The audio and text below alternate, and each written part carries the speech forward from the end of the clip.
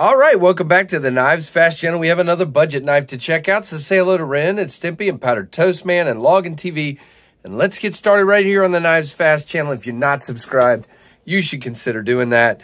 And here we go with the Y-Start LK5014. Really basic box, but it looks good. And they call this like a camping, hunting, fishing knife. Y-Start does. I picked this one up from White Mountain Knives, and I plan to give it away very soon. It just was one that intrigued me because it's $36, and it has 14C28 steel. Really intriguing. Sorry, my camera's a little crooked here. Sorry about that. Really intriguing knife, and it has this black and blue G10, and it's just one I really want to check out. Plus, it's larger and everything else. So let's get into it. This is the black and blue G10. You've got this cool texture in the chamfering, which is kind of cool to me. I really dig that. These screws do, that screw, the body screw does stand a little proud, and this one's flat, but this is because it's in the contouring, of course. You do have a fairly flat pivot with that interesting, I don't even know what bit you would use to open it, so bear that in mind. Again, same thing here. This screw stands a little proud. Now, this is a not deep carry, but a loop over pocket clip. You got about that much sticking out of your pocket. And it is down into the scale, but the screws do stand proud just a little bit. They're kind of rounded there like a mushroom. And you do have a lanyard hole, if that's important to you. I did drop it here, but that's okay. Sorry. No, wait, I didn't drop it. So where did that come from? Maybe I did drop it. Who knows?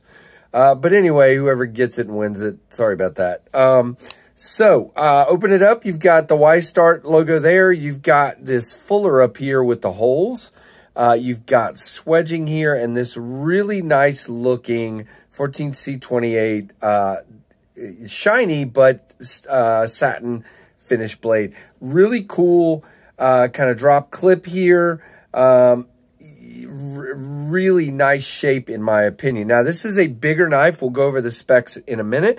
You do have stainless liners that are flush and a liner lock, of course. As far as lock bar access, you have a little bit, but not a lot. You kind of have to dig in quite a bit. I've talked about that extensively when I've talked about this knife on the chat. Now, with the other Y-Start I had in here, the detent is a little late. The detent on this one is right about there. So you have to get past that before you can shake it down. And again, that lock bar is just, and the scalloping kind of hurts your fingers because it's not, there's no, what's the word I'm looking for? There's no, well, there is a little bit of lock stick. There hasn't been. That's interesting. Well, it has developed a little bit of lock stick. Let's see. Yep, there's a little bit of lock stick, and it's kind of hard to actuate. Wish there was just a little more relief here to get to that. Now, once you get past that detent, it does shake down pretty easily. It is on bearings, as you can mostly see there. There you go. Really cool. Stop pin back here on the back. You do have some good jimping on the flipper tab, and it comes out. You know, let's see. I haven't tried to see if I can fail it. Yep, you can fail it. You hear a little bit of there when it's coming out. You hear that? But if you give it gas, it's coming out. I am not able to middle finger flick this one, which is so sad. It's just not enough room to get down in there, guys. There's no room. Can't middle finger flick it or thumb flick it, so the fuller's literally just for looks. You do have some jimping up here, which is pretty good, and it's actually in a good spot. So you do have a sharpening choil as well. Let's see, lock up. Tiny little bit of wiggle in there, but not much. And lock is about 15 there. Are we centered? I don't know. Off to the clip side ever so slightly. You do have a backspacer here, but mostly open. You do have some lovely skeletonization in there. Let's see what the specs say here. Again, $36 is what this one runs. It is an overall length. Oh, man, I cannot read that. It's so small. 8.94 inches. So, again, almost 9 inches. 3.9 on the blade length, so almost 4. Blade thickness is 0.16. So, this is not a thin, slicey knife. However, again, I've been doing this a lot lately. You guys are probably sick of seeing this piece of cardboard just get whittled down. However, at 0.16, you can see it is a very capable cutter. Again, I've got my thumb up here on that jimping. It's a capable cutter. It's not super for paper. It didn't do a great job. It did open some boxes and things like that, but you can see for cardboard, it's going to do what you need. Thicker piece of stock there. The handle length is 5.04.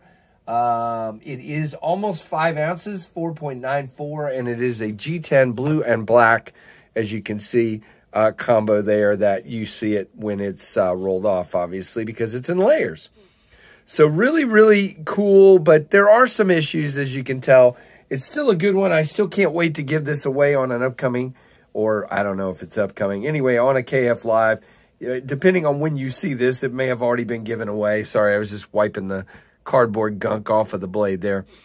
But yeah, I mean, I like it, but it's not what I thought. Now it is, I will say this, we haven't really talked about ergos, which is weird because I'm the CEO.